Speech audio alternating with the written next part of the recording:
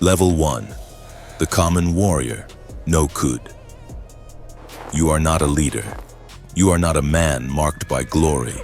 You are a No Kud, the base of Genghis' horde, a young nomad torn from your family yurt, an orphan of tribes united by force, a commoner who swore loyalty for a strip of dried meat and a borrowed horse. Your day begins in the frozen steppe before sunrise, wind cutting like arrows. You stand guard over shifting camps. You carry bundles of bows, arrows, and extra horses, 3 to 5 per man. You repair saddles ripped apart by endless galloping.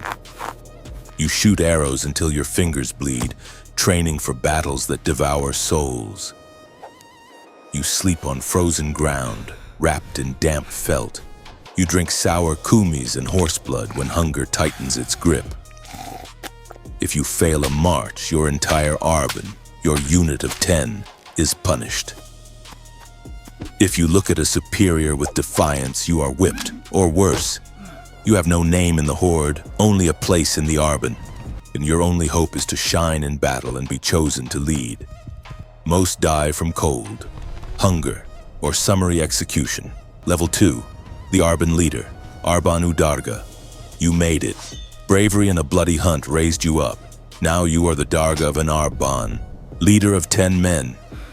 You command the basic unit, a family forged in steel. You divide daily tasks, 60-mile marches, hunts to survive. You punish disobedience harshly, Murdenum, because one man's failure kills all. Yet you carry a better composite bow, a simple leather armor reinforced with bone, a stronger saddle for endless rides. You train your Arban daily, moving targets, endless drills. You ride across treacherous terrain until someone falls. You have a title now.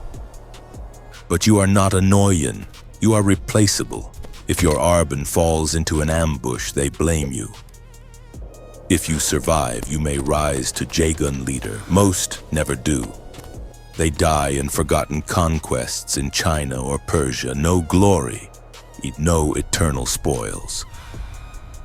Level 3. The Jagun leader, Jagutu in Darga. You swore absolute loyalty to the Khan. Discipline, mobility, merciless conquest. You own nothing beyond what the horde allows. You receive a stronger horse paid for with plunder from conquered tribes. You fight in invasions, but against Chinese armies, Persian cities, anyone who stands against the empire. You do not hesitate. Because it is Genghis's will. You cannot desert, you cannot betray, you cannot fail. And if you break discipline, you are executed publicly, and your family pays the price.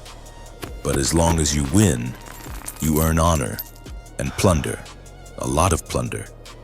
You begin to see that the empire is larger than oceans, and that changes everything. Level 4. The Veteran Commander, Minganu Noyan. You are no longer a common warrior. You command a Mingan, 1,000 men, 10 Jaguns, a moving army like the wind. You break new recruits with endless gallops and mounted archery drills. And you collect plunder from conquered peoples and distribute it with ruthless fairness. You settle disputes between lower leaders. You negotiate with surrendered tribes for more horses, more arrows. You now hold real power and real envy. Other Dargas want your Mingan. If you fail in a campaign, against the Jinn, for example, you are replaced without mercy. If you hoard too much plunder, they accuse you of greed. You start sleeping with one eye open. You learn that glory has a price. Level 5. The Great Commander, Tumetu in Noyan. You command a Tumen, 10,000 men, 10 Mingans, territories as vast as kingdoms. You answer directly to the Orlok or the Khan. You lead hordes in the Empire's name. You have wealth now. Gold from burned cities, relics from shattered palaces, land granted for victories. Like the conquest of Khwarezm. You live like a lord of the steppe. Fresh meat, luxurious yurts, but no roots, no lasting rest. Everything belongs to the Horde, and you see that the Empire is larger than Christendom itself. And that attracts powerful enemies. Subjugated kings want revenge. Rival generals want your tumen. You begin to question. Who truly commands the Horde? You begin hiding plunder. You begin to doubt. Level 6. The Provincial General, Orlok or Boyan. You are now one of the most powerful men in the Empire. You command entire armies, 30,000 or more. From China to Europe, from Persia to Russia, you control private hordes, the mobile fortresses of yurts, spy networks that spread fear across nations. You decide massacres or mercy in the Khan's name.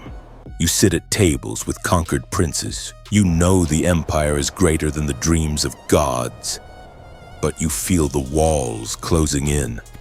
The Khan's sons envy your merit. Old tribes whisper rebellion. You see betrayal in every shadow of the steppe. You begin hiding strategies. You begin forming secret alliances.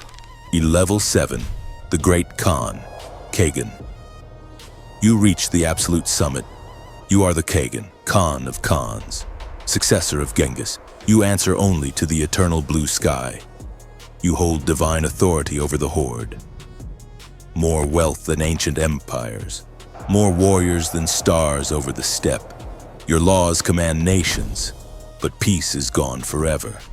Sons and generals plot succession. External enemies wait for weakness. You live with a target on your back every hour. Your own Noyans may betray you for power. A brother may poison your kumis. There is no retirement, no honorable exit. You rule until the Empire fractures beneath you, or until the arrow of betrayal grows too heavy for your neck to bear. This is the life you chose.